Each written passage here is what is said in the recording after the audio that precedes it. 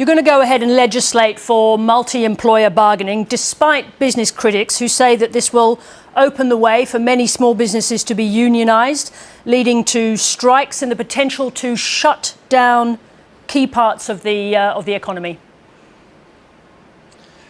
Oh, obviously I don't agree with that conclusion, but it's equally untrue to say that the whole business community is not in favour of multi-employer bargaining. The small business lobby is interested in progressing this idea and elements of big business as well.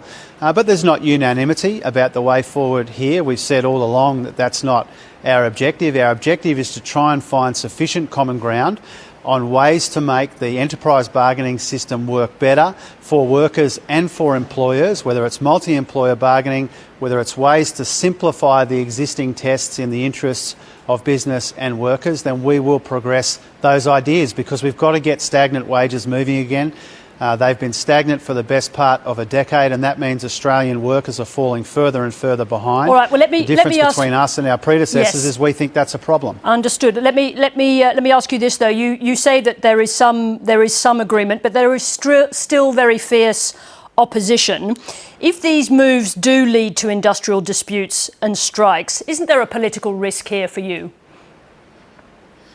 I don't see it in political terms. I see it in economic terms, and more specifically, one of the most important things that we can do in our economy is to get wages moving again in a strong and sustainable way. And one way we do that is to modernise bargaining in the interest not just of workers but also of employers as well. And there'll be a lot of consultation, which Tony Burke flagged today, including with some of the employer groups who have raised their concerns. We listen respectfully to those concerns when they are raised, but we intend to proceed down this path because we can't have more of the same wage stagnation, which has been a feature of the economy for the best part of a decade. That has been a recipe for Australian working families to fall further and further behind, and that is a key economic challenge that we can't ignore. You just said that you don't see this politically, but of course that political calculation must be part of your own calculation. Are you worried now that the opposition, with the backing of serious industry players, will mark this as a battle line for future elections?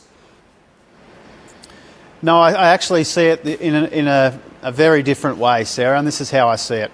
You know, we took a risk, a political risk, if you like, in saying to people from all corners of Australia and all parts of our economy, come to Canberra and let's see what we can achieve by working together.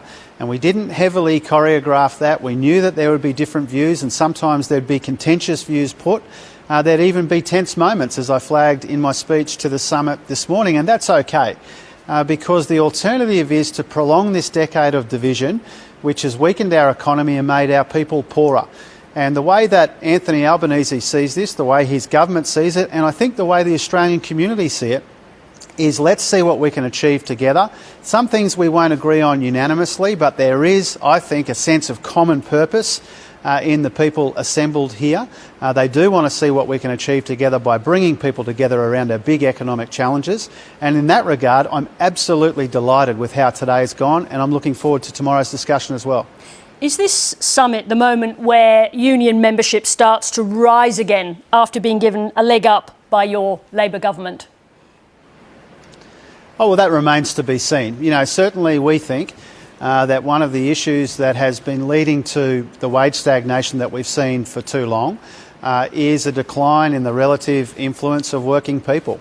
And the enterprise bargaining system has been where we've seen some of those outcomes that we haven't supported over the best part of a decade. And so we want to make sure that we can all succeed together, employers and workers alike. We're obviously in the Labor Party supportive of people joining unions. That's a good thing. We want to see unions represented in the national economic conversation, but not at the expense of anyone else. We want to bring everyone together, and that's what we've done in this Jobs and Skills Summit. We're delighted with the progress made today, and we think that this could be a defining feature of Anthony Albanese's government, taking these risks, getting people around the table and seeing what we can agree, seeing what common ground can be found. The opposition to the idea, though, hasn't really gone away today. Does that suggest that you didn't really need broad consensus at all? I think there is broad consensus that the bargaining system is broken. It's not delivering for workers or for employers. Yes, but you've got people saying that this could lead to a shutdown in key parts of the economy. That's not consensus.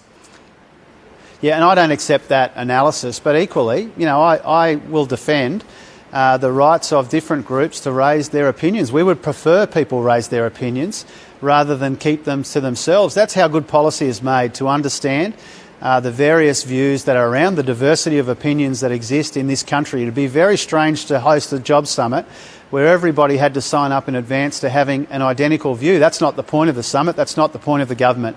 All right, our job, our objective, our task is to see where there's sufficient common ground. There is here, and so we'll move forward. Let me just ask you this. You conceded today the need to change the Better Off Overall test. That was a policy introduced by Julia Gillard as Minister in the Rudd government. Was it always just a bad policy?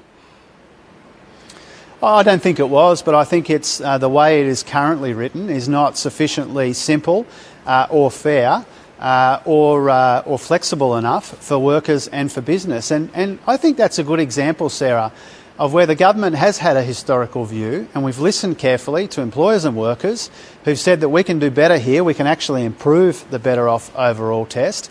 And so our position on that evolved. I think that's a good thing. That's what people expect from us.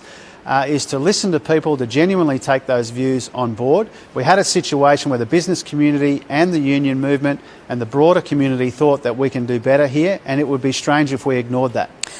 You've rejected calls to bring forward childcare subsidies. These are subsidies that you accept will have a big dividend for the economy. And you've said you can't do that because of budget rules. But you've also said that you want this budget to be a well-being budget for Australia. Isn't this exactly the kind of thing that a well-being budget can do, that it allows, which is spending now that can be accounted for down the track?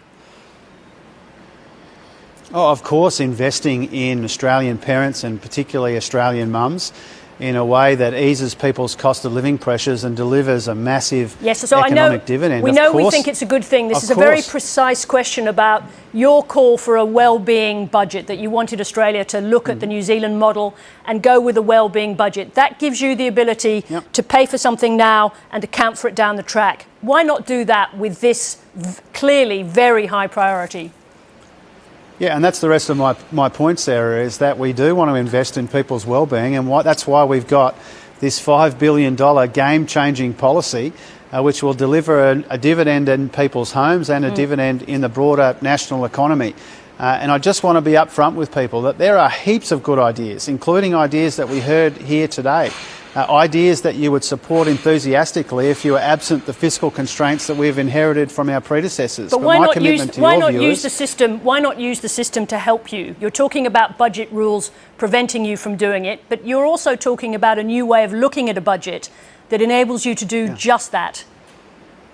Yeah, and I'm motivated by the sense that we should measure what really matters in our economy, and one of the things that really matters is women's economic participation and equal opportunity, and that's why I'm going to budget for a childcare policy which will cost around $5 billion in the October budget to deliver all the benefits and all of the dividends that we've been talking about. What's being discussed here is the difference between 1 January and 1 July. We did have a good look at bringing it in 1 January, but I've got to be conscious of the fiscal situation. My commitment to your viewers is to always be upfront about that, and that means doing what we can afford to do amongst all of the good ideas that are pitched up to us. We will progress what we can in the most responsible way that we can. So and when this comes in, it will be a game changer for Australian parents. You just choose other things for the immediate priority. Well, it will come in July. I mean, it will come in at the beginning of the next financial year, which is not that far away. It will come in at the first change of financial year. It'll be in the October budget, which will be my first budget. It will be one of the centrepieces of that budget. I don't think anybody could objectively argue that we haven't made childcare a priority. That's why it's our biggest on-budget commitment in the whole budget so far, and that's because we believe in it. And listening to people at this Jobs and Skills Summit today, Sarah, you know, there was full-throated agreement that this is one of the best things that we can do in an economy which has got these skills and labour shortages, got these challenges around women's participation in the economy. That's why we're proud of the policy, and I'll be proud to budget for it in October and bring it in on the 1st of July. Treasurer, we saw from Laura's programme you've had a very long day. Thank you very much indeed for joining us, and good luck tomorrow. Thanks for the opportunity, Sarah. Good night.